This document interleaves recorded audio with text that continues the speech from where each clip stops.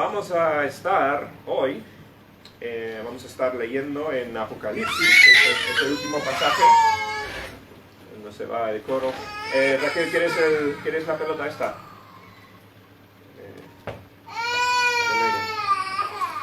Vamos a estar en el libro de Apocalipsis, leyendo, viendo realmente lo que es la entrada triunfal verdadera de Jesús, que es por venir todavía. Pensamos siempre en el momento en Jerusalén, pero es que la gente se equivocó en un sentido, ¿no? Se anticipó al momento cuando Jesús sí vendrá y sí se establecerá como rey. A Dios le encanta hacer estos paralelismos en el transcurso de la historia. En el libro de Éxodo, donde después de las plagas tenemos la 10ª plaga, donde Dios establece la Pascua, les dice a todos, ¿no? Para ser rescatados tenéis que matar un cordero, tenéis que usar la sangre, manchar la puerta con la sangre, tenéis que preparar el pan sin levadura y todas estas pautas que terminaron siendo la celebración de la Pascua. Y todas estas cosas antes de salir de Egipto eran simplemente símbolos o eran cosas que se cumplirían en el futuro con la venida del Señor, con la venida de Jesús, el Cordero verdadero, ¿no? El Cordero de Dios cuya sangre quita el pecado del mundo. Tantos paralelos. Y claro, Dios, que está fuera del tiempo, hace estas cosas perfectamente. Nosotros no podemos preparar como en una película, ¿no? Algo que ocurre al principio y después no entiendes hasta el final de la película que esto que ocurrió tenía esta consecuencia y se resuelve. Pues Dios hace eso, pero en vida real, ¿no? Nosotros no podemos hacer eso, pero Dios sí, y le gusta. Y este evento en Jerusalén, pues, que como digo, se preparó en el Antiguo Testamento, ¿no? Esto es profecía. Preparado por Dios simplemente para apuntarnos a este pasaje en Apocalipsis, ¿no? O sea, realmente esto es el evento principal y está por venir. Todo teniendo que ver entonces con el Señor Jesús, el Rey, no solamente el Rey, ¿no? El Rey de Reyes. Se supone, los reyes hoy en día pues hay pocos reyes y no tienen la misma importancia que tenían antiguamente, ¿no? Ahora pues, tenemos países democráticos y cosas así, pero entendemos el concepto de un rey es el mandamás. El rey no respondía a nadie, o muy poco por lo menos. Se supone, ¿no? Es la persona que representa la autoridad mayor. Eso era en tiempos antiguos por lo menos. Pues los reyes de la tierra eran meramente súbditos, eran meramente ciudadanos del rey de verdad, ¿no? El rey que es rey sobre los reyes humanos, que es el Señor Jesús. Y Jesús, cuando establezca el reino aquí en la tierra, no sabemos si en el futuro pues, existirán, no sabemos si existirán pues, reinos y reyes en el futuro, cómo serán los países y la política en ese día, ¿no? Pero los líderes de la tierra serán meramente súbditos, serán ciudadanos en el reino de Jesús, en el reino mundial que va a establecer Él. Mucho que no sabemos todavía del futuro, cómo va a funcionar, cómo se verá el reino mundial de Él. O sea, muchas preguntas todavía por responder, pero lo que nos deja claro es que Jesús es y será Rey de Reyes, el mandamás, el que está en control de todo el mundo. Y bueno, aquí en Apocalipsis vemos la entrada triunfal de Cristo a la tierra. Vamos a empezar orando, pues vamos a mirar el pasaje. Nuestro Padre, te damos gracias por el tiempo ahora en tu palabra, gracias por lo que nos enseñas. Pido que nos ayudes esta mañana a aprender acerca de ti, aprender lo que debemos hacer nosotros ahora, hoy. Pedimos que nos guíes. Te damos tantas gracias por tu palabra. Pido que sea un tiempo de provecho para todos. En el nombre del Señor te lo pedimos todo. Amén. Muy bien. Entonces, una cosa que mencionar antes. Estamos en el libro de Apocalipsis. Y si leemos la Biblia, tenemos 66 libros. 65 libros tratan del pasado, desde nuestro punto de vista, ¿no? Muchos de los libros de la Biblia se escribieron como libros de profecía. Tienes a los profetas del Antiguo Testamento, que todos hablaban del futuro. Pero claro, en su día era profecía, para nosotros hoy en día ya es historia. Todo depende de la perspectiva, o sea, del momento en que vivimos. Nosotros vivimos en el 2022 y 65 libros de la Biblia básicamente se han cumplido y queda un libro de lo que sería un poco de profecía. Ahora, la profecía no es una película, no es una imagen clarísima de lo que va a ocurrir en el cielo. Y tampoco lo fue en los días de los judíos. Si eras un judío antes de la venida de Jesús, ¿no? Durante el reino de los judíos, venían profetas y hablaban del futuro. A veces daban profecías que eran claras, nombrando a Siria, nombrando el nombre del rey que va a venir en el futuro a tomar el reino y cosas así. A veces, pero la mayoría de las profecías en el Antiguo Testamento no eran claras, eran opacas para las personas que los veían, que los recibían, ¿no? Eso por la decisión de Dios. Dios sabía perfectamente lo que iba a ocurrir, pero en su sabiduría pues compartía la profecía como si fuera un cristal semitransparente, ¿no? Puedes ver algo, pero no puedes ver muchos detalles. Así es Apocalipsis para nosotros, ¿bien? A mi punto de vista. Ahora, hay muchos que les encanta el libro de Apocalipsis y les encanta intentar descubrir todo lo que significan todos los símbolos y todas las cosas en Apocalipsis y saber, pues, incluso predecir cuándo van a ocurrir las cosas. Esto es exactamente lo que ocurrirá, o sea, intentar como quitar ese velo en el libro de Apocalipsis y entender todo lo que va a ocurrir. Y hay desde luego gente que lo ha estudiado mucho más que yo y tiene ideas mucho más, ¿cómo se diría?, más preparadas que yo en cuanto al libro de Apocalipsis. Pero bajo mi punto de vista personal, Dios lo dejó opaco y debemos estar, conformarnos, no, pero debemos estar cómodos con el hecho de que no entendemos todo lo que va a pasar perfectamente. O sea, Dios no quiso que supiéramos exactamente el nombre del anticristo, el nombre de las personas que harán esto, en qué fechas y en qué orden ocurrirá todo. Yo creo que Dios lo dejó el libro de Apocalipsis con mucho misterio, porque en gran parte yo creo que el libro de Apocalipsis fue escrito para gente del futuro, o sea, fue escrito para la gente que vivirá en esos tiempos, que lo entenderán perfectamente. Para nosotros hay matices, hay varios matices clarísimos a lo largo del libro y en esos hay que enfocarnos, o sea, hay que entender la revelación de los eventos que la Biblia sí nos cuenta claras.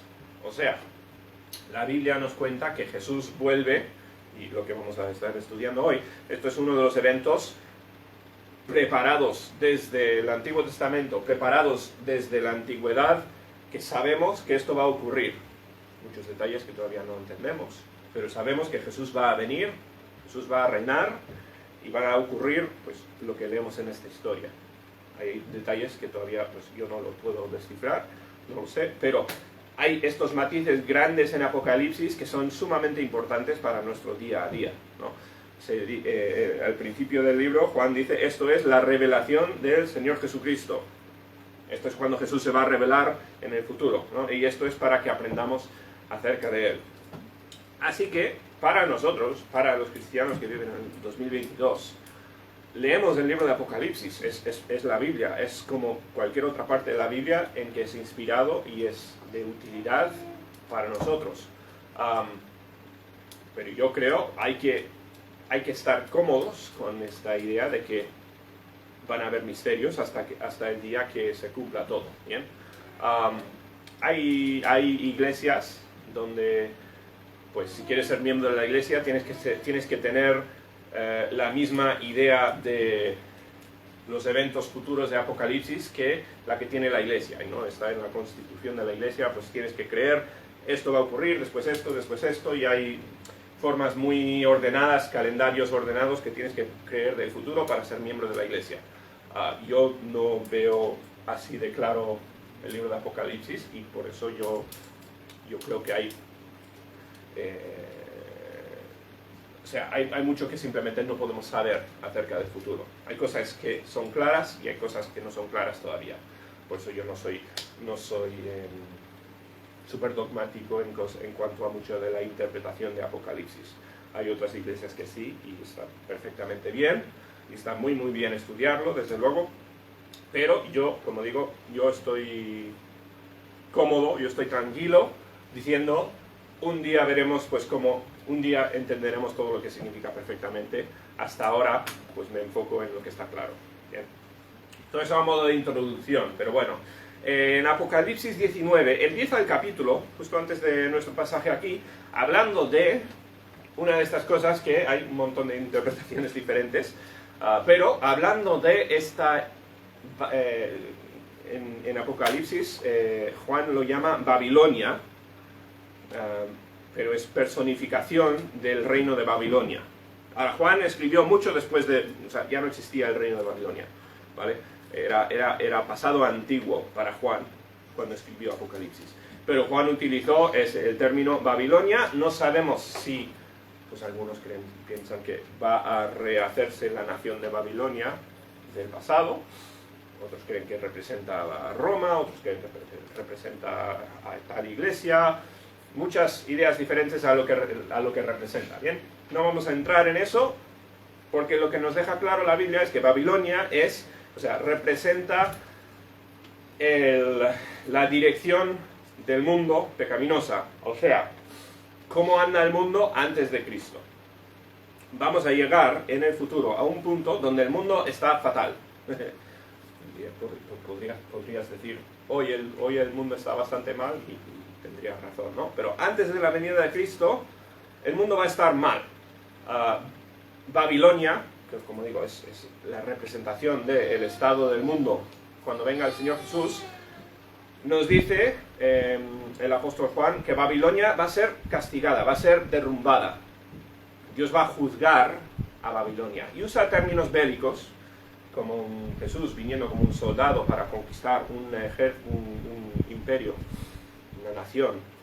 Pues para describirlo, no significa que todo va a ser pues bélico, Cristo luchando con una espada contra una nación, no significa eso. Simplemente es la ilustración que tenemos para Cristo viniendo a un mundo, se podría llamar Babilonia, un mundo que está entregado al pecado, o sea, un mundo que no quiere tener nada que ver con Cristo en su mayor parte. Habrán cristianos, habrán gente que cree en Él, pero la dirección del mundo es opuesta a la de Dios, es la idea. Entonces, nos dice, Babilonia es derrumbada, es destruida, y entonces es cuando entra Jesús en Jerusalén y leemos esta historia, ¿no? Empiezan estos eventos. Muchísimos paralelos aquí con la entrada triunfal en Jerusalén, pues que ya leímos antes, ¿no? El apóstol Juan es el que escribe ambas secciones, ¿no? Leímos en el Evangelio de Juan la entrada de Jesús, y el libro de Apocalipsis también fue escrito por Juan, ¿no? Y usa muchos de los mismos términos, muchos paralelos, para que conectemos los dos eventos.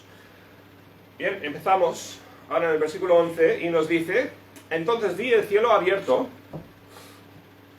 eso puede ser, pues, o las nubes se esparcen, o simplemente, pues, como una puerta en el cielo. Bien, la idea es, viene Dios del cielo.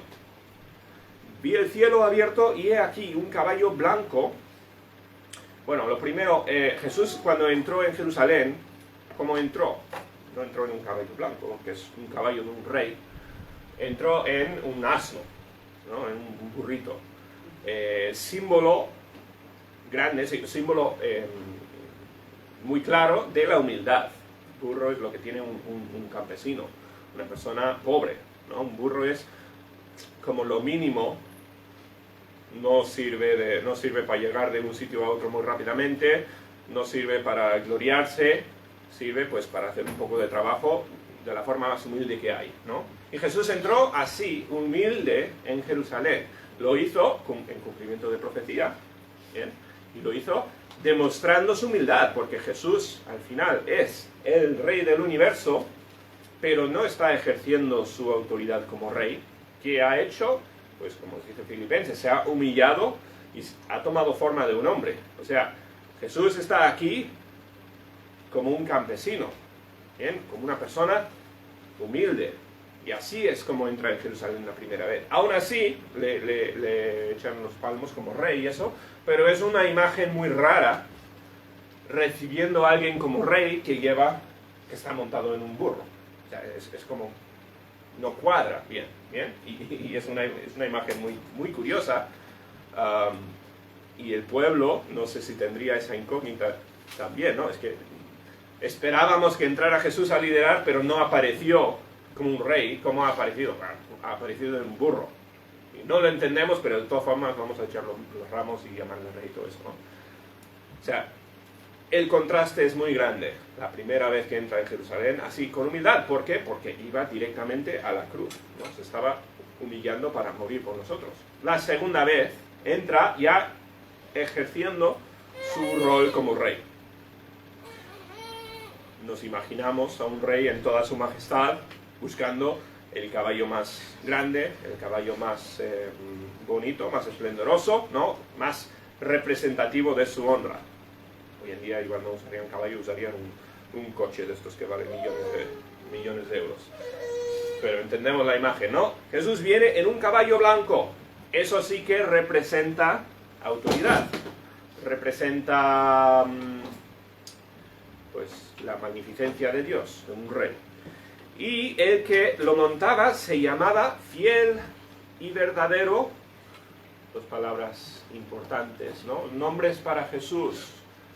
Fiel, habla de cumplimiento de promesas, ¿no? Jesús entrará cumpliendo todas las promesas de toda la Biblia. O sea, esto realmente es el evento culminante desde la caída de Adán y Eva. Cuando Jesús dijo, pues voy a restaurar, cuando Dios dijo, voy a restaurar el error que hicisteis, o sea, hablaba de la cruz, cuando murió Jesús, pero cuando murió Jesús no se restauró todo todavía, ¿no?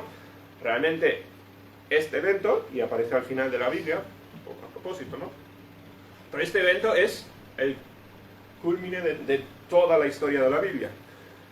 Cuando Jesús entra a reinar, a rehacer las cosas correctamente, hacerlo bien. Él se llama fiel y verdadero. O sea, esta idea de verdad es que ya no hay engaño. Satanás entró al mundo y ¿cómo consiguió atrapar a Adán y Eva? Por engaño. Toda la forma de obrar de Satanás es siempre por engaño. Nadie entra al pecado inteligentemente, o muy pocos, ¿bien? La forma de operar de Satanás es a través del engaño, es mentir, es decir, si haces esto vas a recibir a cambio esto y te va a gustar.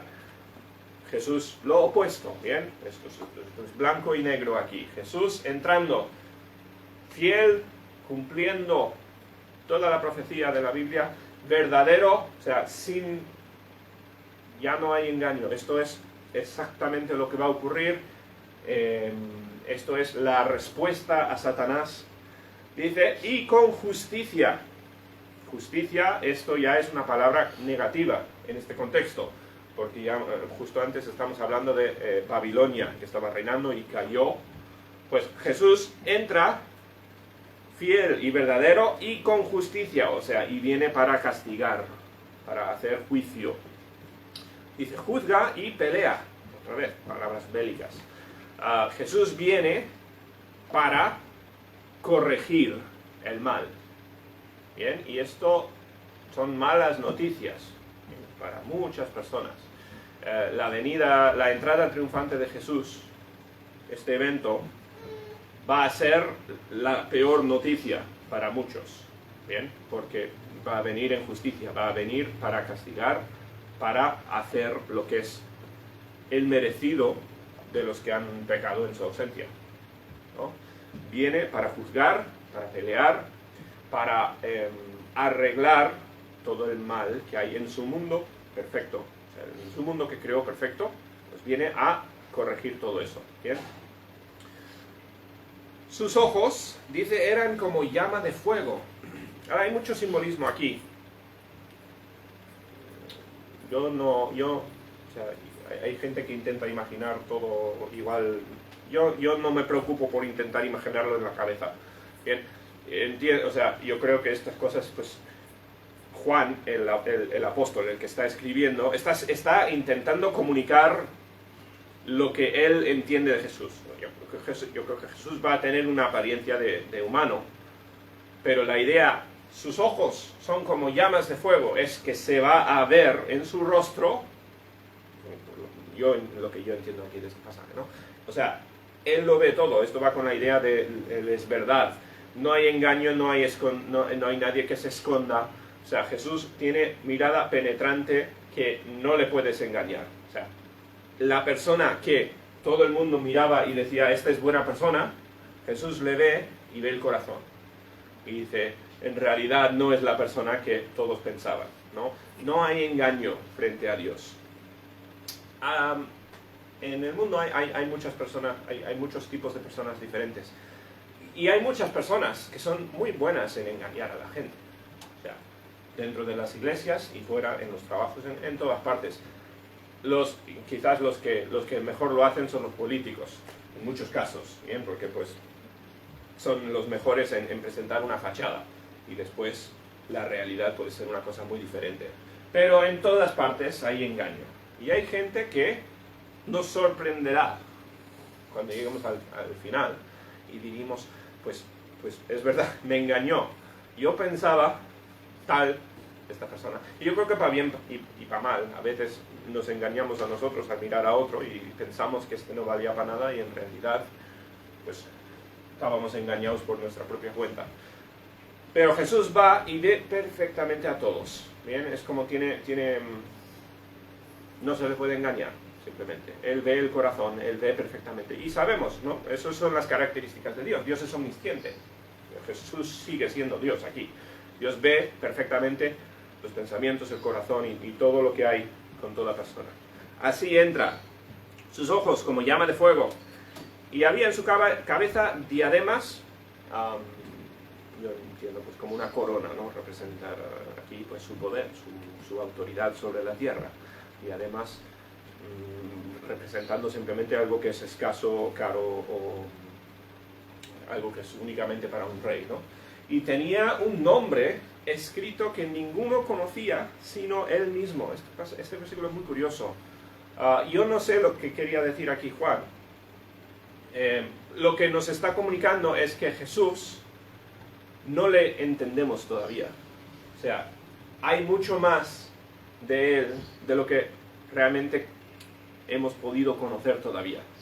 Y no lo digo en un sentido malo, no en el sentido de que está engañando Dios, simplemente que tiene muchas más facetas, mucho más para aprender de lo que aún reconocemos. Yo creo, Juan está viendo esto en una visión, y yo creo que Juan no entendió el nombre que vio. O sea, simplemente nos está diciendo, Jesús sigue siendo un misterio, o sigue siendo tanto más de lo que yo conozco. Y acuérdate que Juan fue el discípulo amado. Juan fue el que entendemos de todos los discípulos y de todas las personas, el que más conocía a Cristo. Bien, eso es lo que nos da a entender la Biblia. Pues Juan decía, pues tenía un nombre que ninguno conocía sino él mismo. Todavía mucho por aprender acerca de Jesús. Es una cosa muy curiosa en este versículo. Y bueno, yo no lo puedo decir porque si no sabía Juan no lo sé yo. Pero la idea es, estamos viendo a Jesús desde una perspectiva súper limitada como humanos. Todavía hay tanto por entender que todavía es por revelarse. Y como decía, así veo el libro entero de Apocalipsis. O sea, vemos poquitas cosas aquí, pero hay tanto más que que descubriremos en el futuro. ¿Bien? Pero en cuanto a Jesús también, o sea, Jesús en un sentido engañó a todos. No digo en sentido negativo, ¿no? Pero engañó a todos cuando entró en Jerusalén, porque todos pensaban que él venía a reinar, venía a establecer su reino en ese momento, y por eso le hicieron las palmas y le llamaron rey. Ellos estaban, o sea, veían lo correcto, Jesús era Dios, pero había mucho más, ¿verdad? O sea, era el rey, pero además era el Cordero de Dios. Tenía todas estas facetas sin entender todavía. Y yo creo que cuando Jesús viene, o sea, en el futuro, cuando venga aquí a la tierra, en este pasaje, habrán todavía facetas que todavía ni siquiera comprendemos. Es la idea. O sea, hay mucho más que nos falta por aprender de Dios. Juan se queda sin palabras en muchas ocasiones en el libro de Apocalipsis, porque dice, es que no sé cómo describirlo, porque no lo entiendo todavía. Y si no lo entendía Juan, pues nosotros menos, porque no tuvimos nosotros la visión.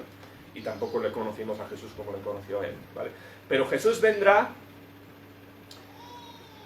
y esta vez vendrá para que le conozcamos. O sea, este nombre será descubierto. Cuando Jesús venga, ya estará aquí para que tengamos acceso completo a él. Es la idea. Bien, hasta este momento en la historia seguía velado, pero cuando él venga, pues ahí le conoceremos al 100%. Es la idea. Se revelará el nombre verdadero, o se revelará lo que todavía no conocíamos acerca de él, ¿vale? Aquí hay muchos paralelos. Justo antes de este pasaje se habla de las bodas del Cordero, y donde viene o sea, aquí hay también paralelos con las bodas, cuando viene el marido y se le conoce. Bien, la idea es, hasta este punto hemos tenido distancia, y ahora por fin estaremos cerca de Dios, cerca de Cristo. Bueno, 13, dice, estaba vestido de una ropa teñida en sangre. Ahora, esto no se espera en un rey. De hecho, él viene en un caballo blanco, con diademas, majestuoso. Dice, con ropa teñida o manchada de sangre. Eso es curioso, ¿no? No es algo que no esperamos aquí. De hecho, voy a saltarme al próximo versículo rápidamente. Dice, los ejércitos que vienen detrás de él, dice, son vestidos de lino finísimo, blanco y limpio, nos dice. O sea, hay un contraste aquí, se está preparando. Jesús viene con ropa manchada de sangre. En parte, porque estamos aquí hablando en términos de guerra, destrucción de Babilonia justo antes, Jesús viniendo para castigar, y esa sangre representativa de este castigo, esta justicia. Pero yo creo que la imagen principal aquí es este mismo Jesús que murió en la cruz. ¿Bien? Seguramente con cicatrices todavía en las manos y los pies, ¿no? O sea, este Jesús, quizás manchado de sangre, pues manchado de las cicatrices, no lo sé. O sea, aquí, como digo, yo creo que no hay que intentar imaginarlo tonto visualmente, pero eso es una posibilidad, ¿no? Pero esta sangre, obviamente, conectada a la sangre que derramó en la cruz, la sangre del Cordero perfecto que limpia los pecados. Estamos hablando aquí del Redentor. O sea, Él es Rey, pero además Redentor. ¿Bien? Es el que nos lavó del pecado. Y se ve eso en su entrada.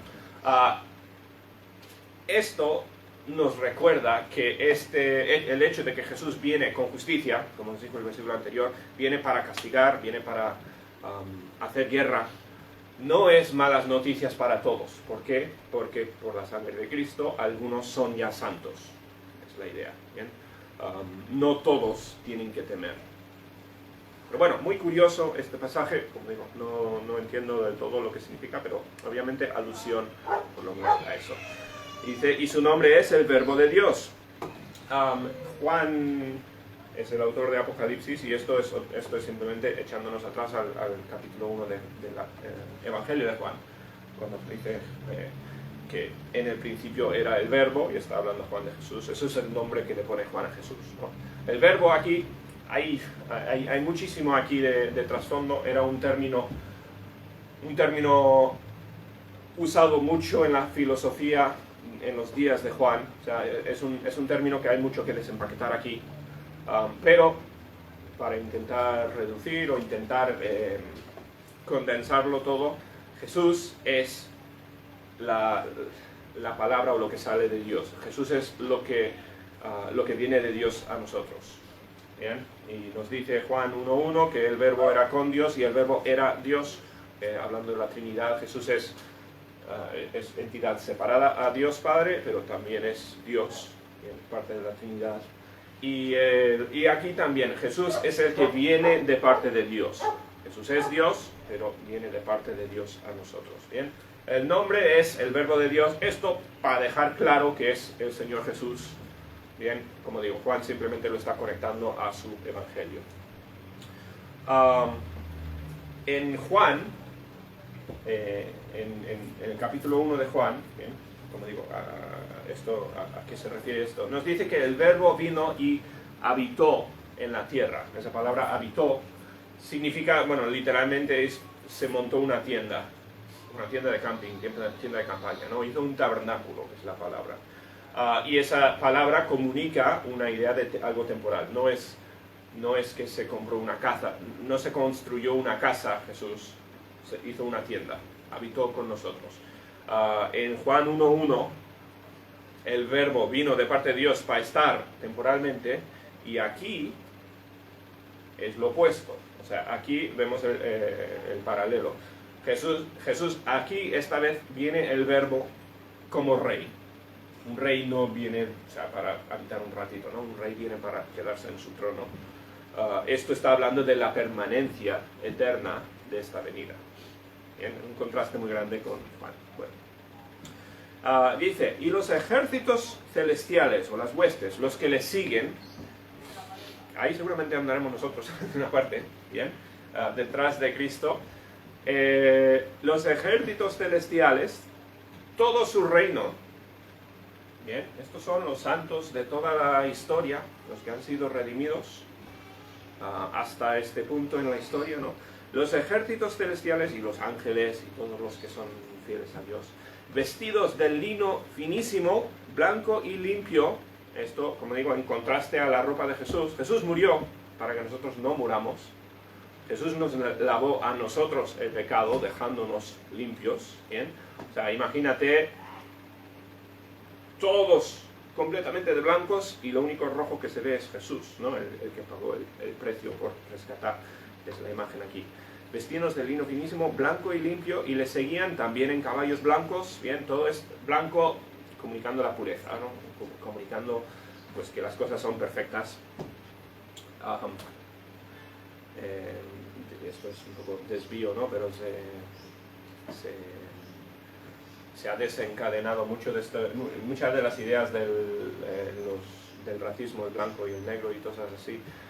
Se ha hablado como que o sea, pensamos en que blanco y negro y se convierte eso en algo que tiene que ver con razas, color de la piel y todo eso, que no hay, o sea, la piel no es ni blanca y negra, somos todos algún tipo de moreno somos todos, pero bueno, no tiene nada que ver, porque desde la Biblia, desde Adán y Eva, desde antes de ningún tema de estos de racismo y de separación de las naciones y todo esto, pues tenemos esta idea de limpieza y suciedad, y ya está, ¿no? Jesús viene comunicando esta idea de limpieza, perfección, algo correcto sin mancha. Le seguían en caballos blancos, y dice, de su boca sale una espada aguda. Otra cosa que es difícil de imaginar o visualizar aquí, ¿no? Pero bueno, ¿qué significa? Dice, su boca sale una espada para herir con ella a las naciones. Volviendo a esta idea de justicia, castigo, viene Jesús y son malas noticias para muchos. Dice, y él las regirá con vara de hierro. Otra vez, son palabras súper fuertes, hablando de la venida de Jesús. Hay un montón de cosas aquí para desempaquetar. Jesús viene con espada, dice sale de la boca su espada. No es una espada literal, no, es una espada con sus palabras, va a dejar en evidencia el pecado de todos. Jesús va a hacer justicia y va a declarar este es santo y este es no santo, pecador, ¿no? O sea, Jesús va a comunicar justicia. Y esa justicia es lo que va a herir, eso es lo que va a castigar, ¿no? Y esto es un aspecto de Dios que el cristianismo light, o mucho que es los que se llaman cristianos, pero muy superficiales, pues se saltan completamente este aspecto integral del carácter de Dios, que es su justicia, la idea de que Él castiga el pecado es serio, el pecado no es algo liviano. Y me da mucha tristeza, ¿no? Cuando el Evangelio se comunica como una cosa de color rosa, donde es todo es noticias buenas y fáciles de escuchar, y todos son regalos de Dios y ya está. Cuando la Biblia habla muy clarísimamente, ¿no? De que Dios odia el pecado, Dios va a castigar el pecado, va a herir y a matar a los pecadores. Esto es la Biblia, no se puede sacar estos versículos de la Biblia porque no te gustan. Jesús viene, dice, con espada para herir a las naciones y regirá con vara de hierro. Como todo, esto es buena noticia en un aspecto y mala noticia en otra. Bien, dependiendo en qué lado estás. Si has sido limpiado de tus pecados y tienes la ropa blanca, como en la imagen, eres limpio de pecado, pues estos versículos no tienen ninguna razón por darte miedo. O sea, si Jesús viene a castigar el pecado y no tienes pecado, ningún problema aquí. Es todo bueno. Va a dejar la tierra perfecta. En cambio, si tienes pecado, como digo, todos nosotros, desde la niñez, hemos ido pecando. Si tienes pecado, estos son noticias. Esto es lo peor, o sea, esto es el que viene a destruirte. Son palabras súper fuertes aquí, únicamente buenas por el Evangelio, ¿no? Por el ofrecimiento de perdón de pecados. Y todo eso, como digo, está metido en esta idea de la sangre de Jesús y limpiando a los que vienen detrás. Él va a reinar con vara de hierro. La idea es, Él va a castigar a cualquier inicuo, cualquiera que tiene pecado. Y dice, más imágenes aquí, y Él pisa el lagar del vino, del furor y de la ira del Dios Todopoderoso. Frase larga aquí. La idea es aquí cuando se hacía antiguamente el vino, pues tenían un sitio, echaban ahí las uvas y lo pisoteaban con los pies, ¿no? Para que saliera el jugo y se fermentara y se hiciera vino. Eso simplemente es hablando de esto. Hoy en día, claro, se hace con máquinas, ¿no? Pero la idea es uno que pisotea, aplasta, rompe las uvas y escurre el jugo. La idea es, Dios viene pues para hacer daño, para castigar, para pisotear al que se ha rebelado contra Él. Son palabras fuertes, ¿bien? No hay otra forma que describirlo. Viene en el furor y la ira del Dios Todopoderoso. No hablamos mucho de la ira de Dios, del furor de Dios, el enfado de Dios contra el pecado, pero es lo que nos describe la Biblia, ¿bien? Y en su vestidura, esto es como su título, en su vestidura y en su muslo tiene escrito este nombre, Rey de Reyes y Señor de Señores. Viene con todo lo que anunciaban los judíos cuando entró en Jerusalén la primera vez, ¿no? Hosana al Rey. Pero se equivocaron. No se equivocaron porque sí era el Rey, pero era el Rey futuro, ¿no? Pero ahora sí entra Jesús con corona, con caballo blanco para reinar. Y este reino será eterno, es la idea. Ahora entra como Rey de Reyes, Señor de Señores, autoridad máxima y eterna y suprema sobre toda la tierra. Y eso es su identidad. Esto es quién es Jesús. Como decía antes, con un nombre descubierto. Ahora se revelará del todo quién es Jesús. La imagen que tenemos de Jesús, de su estancia aquí en la tierra, Eso no es el Jesús de verdad. O sea, eso es una pequeñísima parte de Jesús. Eso es Jesús cuando se humilló a ser hombre como nosotros. Pero eso no es Jesús en su esencia, en su realidad. Esto es Jesús, el que viene en Apocalipsis, el que viene como rey. No es, pues, la persona que apareció en los evangelios. Es la persona, pero es tanto más que esa persona, ¿no? Este es el rey, el dueño del mundo, el que hace justicia perfecta y el que acabará al final con el pecado. Desde que pecaron Adán y Eva, la promesa ha estado allí, ¿no? Vendrá Dios y golpeará, aplastará a Satanás, ¿no? Y eliminará el pecado y renovará el mundo. Pues aquí viene Jesús a hacer exactamente eso, ¿no? Y vendrá para reinar sobre toda la tierra por la eternidad. ¿Qué significa para nosotros? Todo esto, o sea, la cuestión importantísima aquí es: cuando Jesús venga, ¿viene a castigarte o viene a ser tu rey? O sea, uno o el otro. Evidentemente aquí es donde entra la historia del Evangelio. ¿Eres salvo o no eres salvo? Yo confío que aquí todos somos salvos, ¿no? Pero eso es la cuestión de toda esta historia, evidentemente. Todos tenemos familia, amistades, compañeros que no son salvos, y esto es mala noticia. Esto es el cuenta atrás que será su fin, ¿no? La cuestión: ¿eres salvo o estás condenado? Pues todo se termina en este momento. Este es el momento culmine, ¿no? Y Dios va a decidir, y Dios va a juzgar, o Dios va a reinar, uno o el otro. ¿En cuál lado estás? Pues confío que aquí somos todos perdonados por Dios. Eso lo sabes tú. Eso es cuestión de tu corazón, ¿no? Tú sabes tu relación con Dios, pero yo confío que sí. Entonces, ¿qué hacemos aquí? Pues Jesús dejó atrás a sus discípulos. ¿Por qué vino a la tierra? ¿Por qué preparó a los discípulos? ¿Por qué formó a la iglesia? Pues para que preparemos al mundo para su venida. Deberíamos estar en eso, ¿no? Estamos aquí. Vimos la semana pasada o la semana anterior que somos mayordomos aquí de un pequeño periodo de tiempo para preparar para la venida de Cristo, y esto es la venida de Cristo. ¿Estamos preparando a las personas a nuestro alrededor? Pues espero que sí.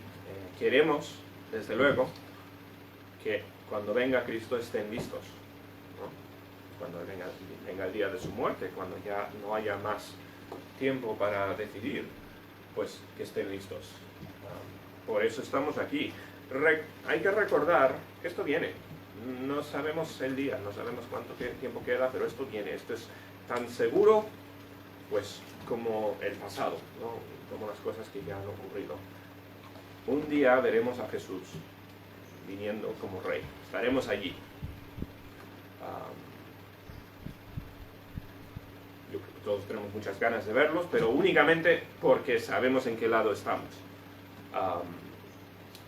Que Dios nos ayude a aprovechar el tiempo que tenemos para preparar a los de nuestro alrededor para su venida.